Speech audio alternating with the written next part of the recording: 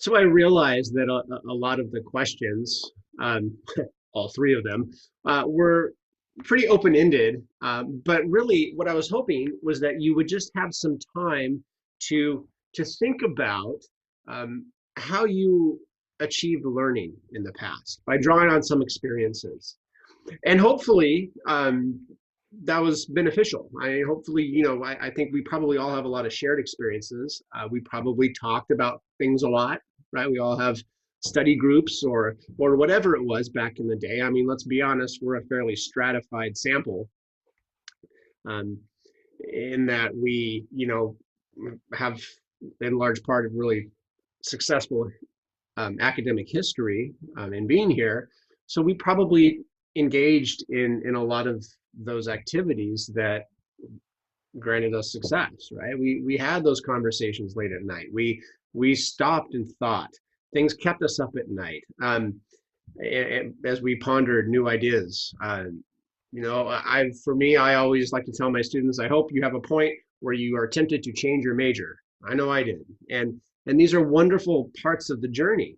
Um, so what I want to do is talk about how we can use reflection as a tool to open that up to all of our students. And so when I talk about reflection, really the goal here, keep in mind, is a lifelong practice for lifelong learning and being really truly an authentic learner. So why reflection?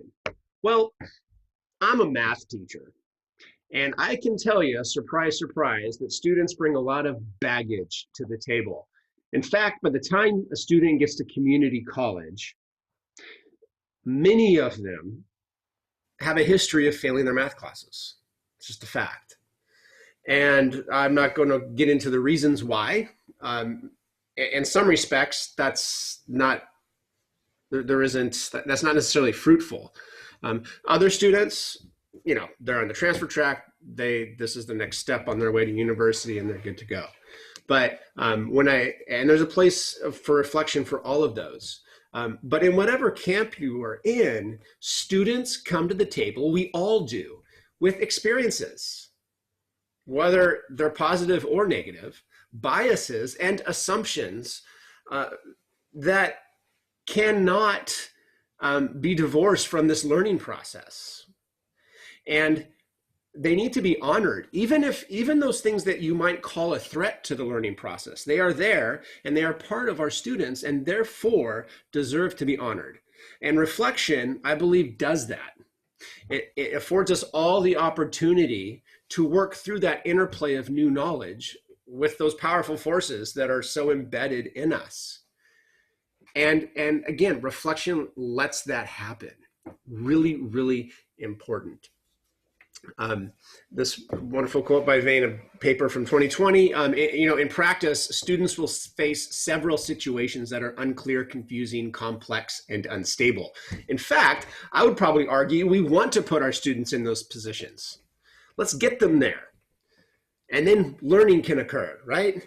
The outcome may be highly uncertain. The goals might even be conflicting. Such situations demand a reflective approach. They demand it. And so I keep throwing around this word reflection. What is it? Well, you can trace the practice of reflection in your learning really all the way back to John Dewey. Probably, apologize for that. I would probably argue even before, back to antiquity, though it probably wasn't formalized the same way.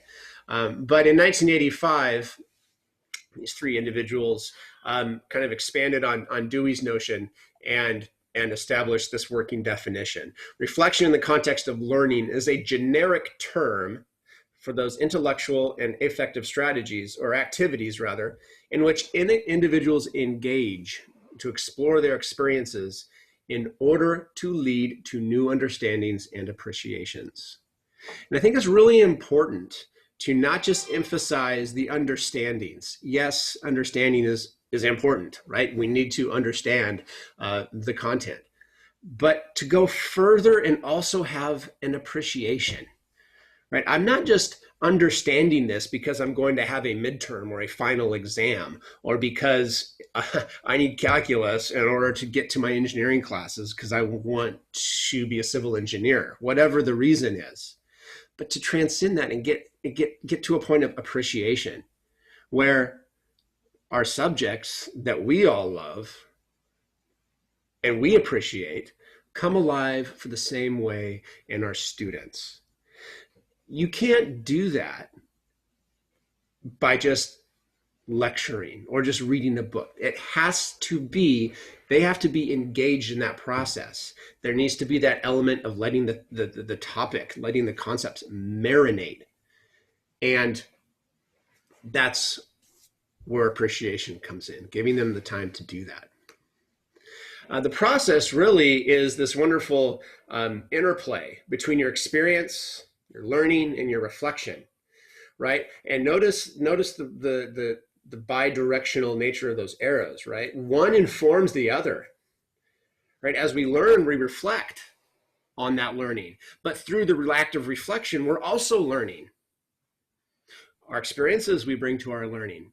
And in turn, learning also offers new experiences. It's this tremendous interplay, right? And then through the experience of reflecting, right? We know that through that reflective process, we can have aha moments and these moments of wonderful appreciation. And so as we form what reflection is, I really like this, what's the word? This is more practical model for how reflection works in the learning process. And so we might keep this in our minds as we move forward, right? We have experience, we have learning, we have reflection, and they are all working symbiotically to educate and inform the learner. Well, what does it accomplish? Well, Chang's 2019 work, really, and this was specific to his work with online students, incidentally, was that really through reflection, learners are able to review and revisit. And the goal there, as they review and revisit, is that they actually form an appreciation for not just the superficial knowledge, but the depth of that knowledge and the way it relates to knowledge they already have. And that's the second point, right? Reinforce. Knowledge needs to be seen in a larger, non-fragmented whole. There are not a series of learning objectives to be checked off, right? Or dare I say, I don't know, state standards, right? This body of knowledge belongs to something much more holistic, and reflection allows that new knowledge to be placed in its appropriate and proper context. And then this third one is mine. It also allows students to address the tensions that new knowledge may induce with their predispositions. Like I said, I'm a math professor. There are some serious predispositions that students arrive at my classroom with. Whether it is, I'm never going to use this, or, well, unfortunately, I've even heard phrases from peers that math is just the vehicle that stops kids from getting degrees. These are very serious forces. If I can have a student gain an appreciation of mathematics, well, that's going to be a serious challenge to the way they view mathematics in the world as a villain. And that, again, is only going to take place in the reflective process. That isn't something that's going to take place in problems 1 through 30 in the textbook, or problem 5 on the midterm, right? This has to be done in a way that honors their journey through your material, through my material, through whatever material, and that requires time. That requires reflection. What are some modes of reflection, right? We know what it is. We know why it's important, but what might it actually look like? Well, one wonderful piece of reflection or reflective tool that is maybe not as well known in all circles is this notion of narration. You can have students narrate what they've just encountered. It can be oral, it can be written, can be to each other. And And when I say narration, I'm not talking about a concise point by point summary of whatever content has been discussed. That's not the point. What you're going to hear is what they've gleaned from what they just interacted with. And yeah, I don't think it's something that we should look at as being something to grade or necessarily see as evidence of their mastery. Rather, it's a snapshot of where they are in the process, and allowing them to verbalize and write really, again, honors them in their place in that process. Chang, who worked with, again, his online students, he actually embedded reflection activities in each assignment. And what that wound up doing for him was establishing, is kind of letting students see the big picture as well, right? As instructors, we have this trajectory that we put our students on, right? That by 16 weeks, by the end of the semester, we want our students to be able to do X, Y, or Z. We want them to know whatever it is. We have our end objectives, and everything along the way is really focused on accomplishing that. Well, what Chang found was that in embedding those reflections, it let students in on that as well. They were having these aha moments where, oh my gosh, this assignment you gave me serves this purpose en route to this end. And then he went further and also had them reflect on each other's thoughts. So they would actually share their reflections with each other, and that would spark more conversation. And there was almost a corporate reflection that took place. And again, I think we do this. If you've ever been a member of a book club or just talked with your spouse or your friends or significant other, whoever, you throw these ideas around, you talk, you process. And that's really what was going on here. And I want to caution, especially as I move into, showing how I do this in my own class, I want to caution against necessarily imposing some type, or feeling the need to impose some type of grading liability to this, right? This is good for them as people. Should they get points towards a grade? Well, maybe. I mean, if I'm being completely transparent here, yes, mine are graded very loosely. But that, I think you want to consider just allowing them the process of reflection. They want to reflect. Students have opinions. They have reactions to what we are doing, what we are teaching. Let them get them out.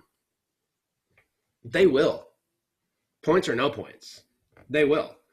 And if you want to assign a few points for it, great. There is that accountability component.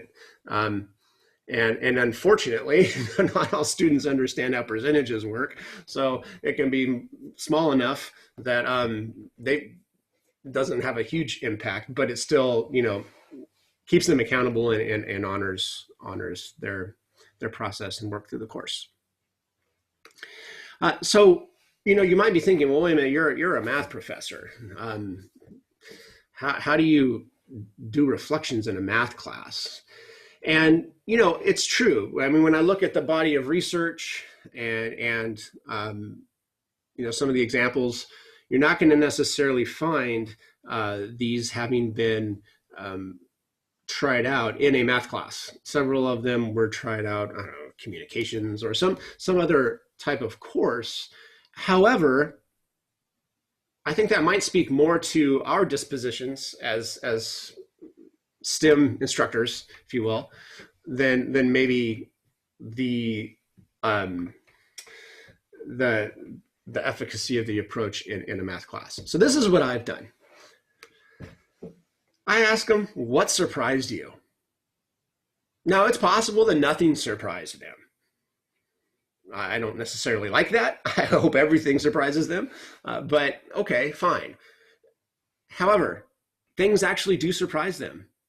And because this is open-ended, this what you'll find, and again, this is somewhat anecdotal. This is my experience from my students.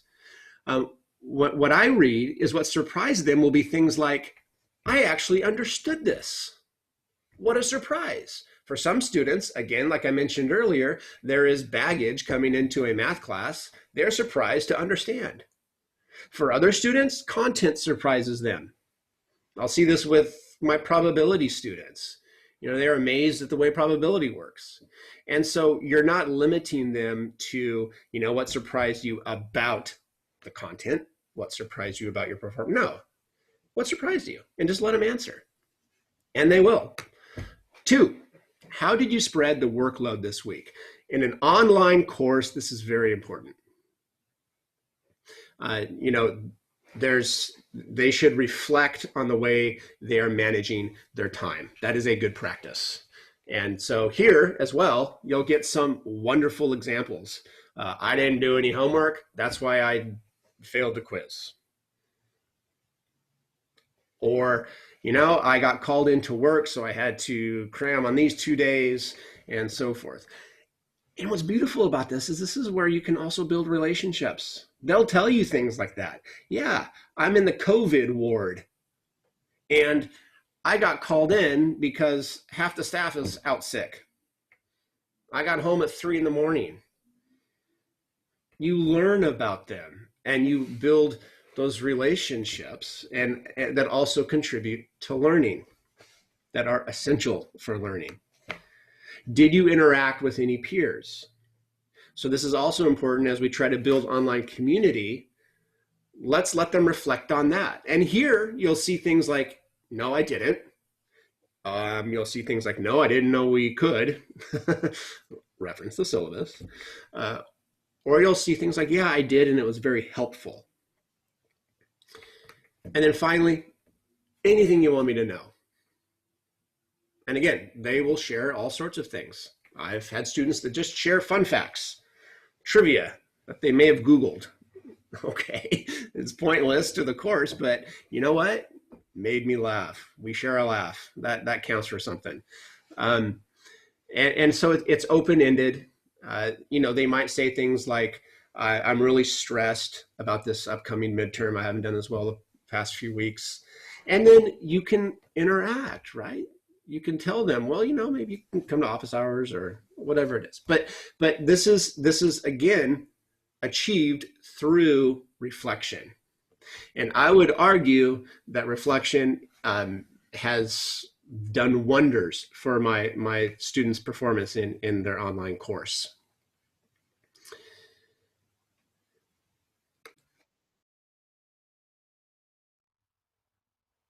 So I hope that this presentation has impressed upon you the importance of reflection, that it is a valid tool, and that it is really effective in helping our students, and that at the end of the day, it honors them, their experiences, who they are, what they bring to the table when they start this wonderful journey that we get to lead them on. In closing, I'm going to have you take a quick little quiz on this presentation, and then give you a chance to offer your own reflections. Reflect back on how this may have served you during your own academic career, and then possibly how might you use it in your own classroom, and you can share those ideas together. All right, thank you very, very much.